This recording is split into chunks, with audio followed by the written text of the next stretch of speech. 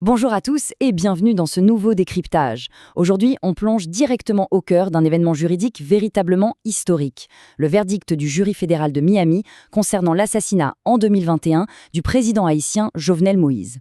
On parle ici d'un dossier d'une complexité absolue. Ça mêle politique internationale, tragédie nationale et une procédure judiciaire tentaculaire. L'idée aujourd'hui, c'est vraiment de faire la lumière sur cette affaire qui a captivé la communauté haïtienne, mais aussi le monde entier, en analysant les faits, les témoignages et toutes les réactions autour de cette décision. Alors, voici comment on va procéder. On va d'abord s'intéresser au verdict historique, ensuite aux accusés et à leur chef d'inculpation.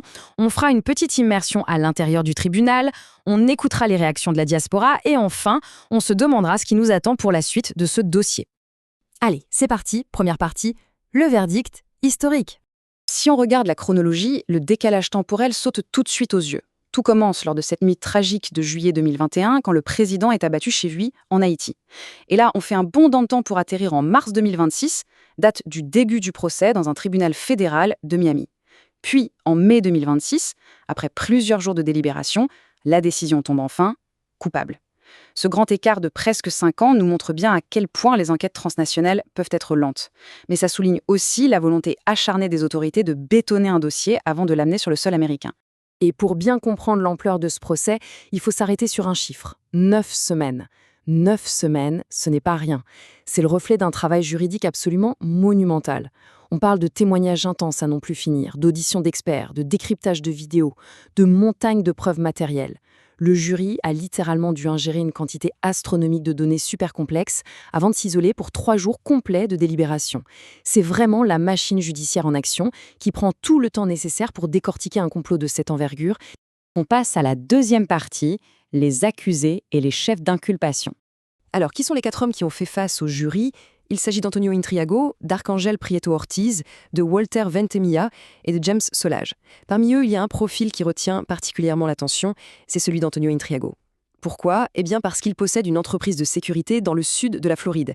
Et toute la stratégie de l'accusation a consisté à démontrer que cette entreprise et ses hommes ont servi de base logistique. En gros, ils auraient orchestré une opération mortelle à l'étranger, le tout en étant confortablement installés aux États-Unis.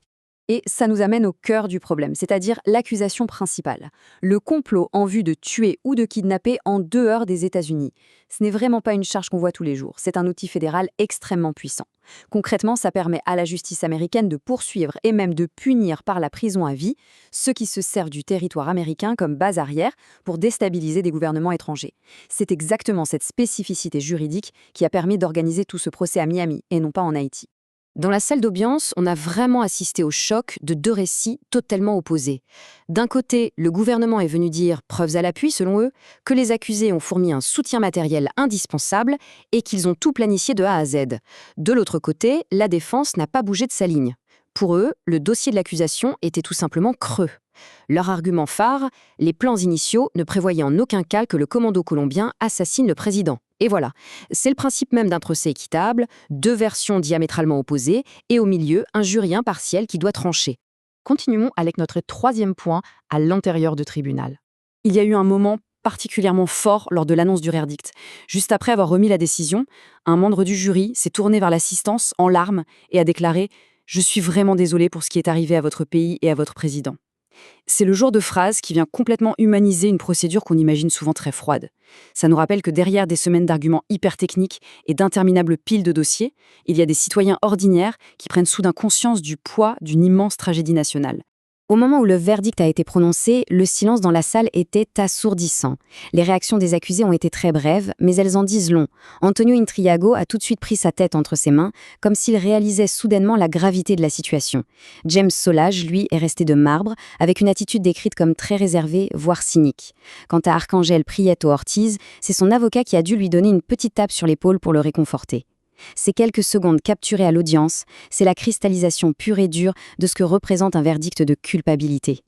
Passons maintenant à la 4e partie, les réactions de la diaspora. Tout au long de cette affaire, l'accès à l'information a été absolument primordial pour la diaspora. Des médias et des plateformes locales comme Éducation intégrale ont vraiment servi de pont.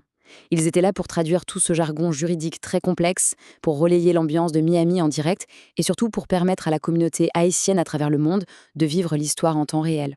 Grâce à eux, ce procès qui se déroulait loin géographiquement est devenu une véritable expérience collective pour tout un peuple en quête de réponse. Et bien sûr, à la sortie du tribunal, l'émotion était palpable. Prenez le pasteur Bélizer, qui a assisté à presque toutes les audiences. Il a parfaitement résumé l'état d'esprit général en parlant d'un morceau de justice et de larmes de joie. Cette expression, un morceau de justice, est très juste. Elle montre l'immense soulagement des observateurs, tout en gardant à l'esprit que ce procès américain à lui seul ne réglera pas tous les problèmes d'Haïti. Mais ça reste une victoire d'étape, un petit bout de vérité qui fait énormément de bien. D'un autre côté, c'est aussi très intéressant de voir comment la défense a accueilli la nouvelle. L'avocat d'Arcángel Prieto Ortiz a clairement avoué leur déception, ce qui est tout à fait attendu, mais il a tout de suite ajouté qu'ils devaient respecter le système et respecter le verdict. Ils ont d'ailleurs prévu de faire appel. En fait, ça illustre parfaitement la réalité de l'appareil judiciaire. Chacun joue son rôle avec ses propres règles, et même si on n'est pas d'accord, on finit par accepter l'autorité du tribunal. Ce qui nous amène à notre 5e et dernière partie. Que va-t-il se passer ensuite? Pour la suite des événements, il y a 2 grandes étapes à retenir. La première est fixée au 8 septembre 2026. C'est le jour où la juge prononcera officiellement les peines pour les 4 hommes condamnés. D'ailleurs, petit détail intéressant, l'accusation espérait que ça se fasse plus tôt, dès le mois de juillet, mais la juge a refusé et a maintenu la date en septembre. Ensuite, la deuxième étape, c'est le prochain gros morceau de ce dossier, le procès de Christian Emmanuel Sanon. Christian Emmanuel Sanon, c'est un nom qui a revenu en boucle pendant toutes les audiences. Selon le dossier, il serait carrément la figure centrale du complot, l'homme censé remplacer Jovenel Moïse à la tête du pays. Pour l'instant, son procès a pris beaucoup de retard à cause de problèmes de santé, mais il est particulièrement attendu par tout le monde. On espère qu'il permettra enfin de comprendre quelles étaient les vraies motivations politiques derrière toute cette mécanique meurtrière. Alors oui, une étape majeure vient d'être franchie en Floride, en condamnant cette logistique mortelle organisée sur le sol américain. Mais au bout du compte, on est en droit de se poser une question fondamentale. Est-ce que ces condamnations fédérales à Miami suffiront à apporter une paix durable et une véritable conclusion pour Haïti? Ça, c'est une question très complexe et seul l'avenir nous le dira. Ce qui est sûr, c'est que la quête de vérité, elle, est loin d'être terminée. Merci d'avoir suivi cette analyse avec nous et à très bientôt pour un nouveau décryptage.